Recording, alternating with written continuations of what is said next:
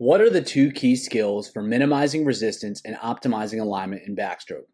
Hi everyone, Andrew here, helping you help your swimmers get faster. And today we're going to discuss the two key skills that swimmers need to master in order to minimize drag to optimize their speed in backstroke.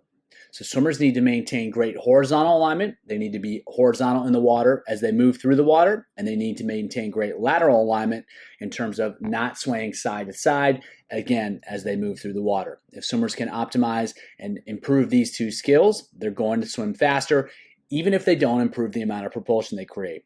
Alignment is so important because it's like removing the brakes. And so the better swimmers can maintain their alignment as they move through the water, the less resistance they'll create, the less speed they'll lose, and ultimately the faster they'll swim. Let's check out what these key skills look like. The first key skill is maintaining horizontal alignment. So swimmers want to be level in the water and move through the water as smoothly as possible. So one of the mistakes that you'll see is swimmers swim with a really high head position, which is going to drive the hips really low. So with this athlete, you can see his cap. You can even see that the writing on the cap, he's keeping his head down and in line. If that head was up and out of the surface of the water, that's going to create a problem with alignment. It's going to drive the hips down, which is going to create a lot more resistance as that swimmer moves through the water. The other issue you can sometimes see is swimmers do the opposite and they really press their head down and they press the back of their shoulders down into the water really far, and that creates a huge arch in the back as they move through the water. That too is going to create a lot of resistance, and it's going to make it a lot more difficult for swimmers to create speed. So the principle is simple. Swimmers want to stay as level as possible, and they want to keep their spine as straight as possible as they move through the water. They don't want to arch their back by lifting the chest up to the ceiling, and they don't want to lift the head, which is going to push the hips down towards the bottom of the pool. Both of those actions are going to create a lot more resistance and create a lot more drag. So again, keep it simple, and swimmers just want to maintain a position that's moving through the water as horizontal as possible and as smoothly as possible, almost like the shape of a hull in a boat. It's going to have a small rounded position, and they want to just slide right through in order to create as little resistance as possible to create as much speed as possible. The second major alignment issue that backstrokers may often struggle with is that of lateral alignment. And so when viewed from over top or from underneath, you'll see swimmers moving side to side, starting with the head. Then that will cause the shoulders to move side to side, which is going to cause the hips to move side to side. And all of a sudden, they're wiggling their way down the pool. And that's going to create a ton of resistance. It's going to create a ton of drag, and it's going to really slow them down. And where this usually comes from, sometimes it's just that the swimmers really struggle to keep their head still. But a lot of times it comes from the arm recoveries.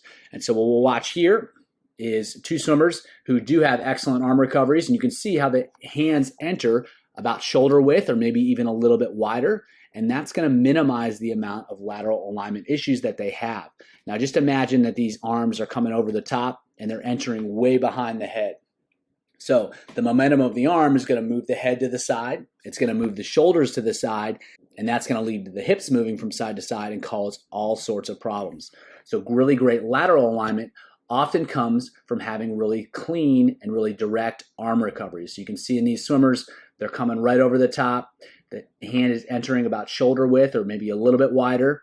And again, that's going to minimize the amount of side-to-side motion. You can see these swimmers, both of them, their head's really stable, the shoulders are really stable, and they're not moving side to side. And a lot of that is being driven by really clean and really effective arm recoveries. So if swimmers are struggling to keep everything straightforward in alignment, usually the first thing to look for is to look for the arm recoveries. If they're out of line, if they're off, it's going to cause a lot of problems with lateral alignment, and that's going to create a ton of resistance. It's going to make the head move, it's going to make the shoulders move, it's going to make the hips move, and that's going to cause all sorts of problems. Not only does it cause resistance problems and create more drag, it's going to make it more difficult to create an effective pull because there's not going to be a stable platform to initiate that pull from, which again is just going to make the problem worse. Swimmers need to really make sure that they're keeping that head stable, and they need to make sure that they're recovering the arms effectively, or they're going to run into all sorts of problems. So we'll take a look at lateral alignment here again from under the surface, so you can see a swimmer that's doing a really good job of it, and we'll talk about what could go wrong and what that might look like. And so if you see here, the hands are entering right on top of the shoulders. It's really direct. It's really straight. Again, hand is entering right above the shoulders. Now, if you watch a swimmer's head, it's not moving around much. It's staying really stable. And if you watch the hips, they're rotating but they're not moving side to side. They're really stable as well. And then same thing with the shoulders. So because there's no lateral torque coming in from the arms, causing the head or anything to move side to side, everything stays really stable.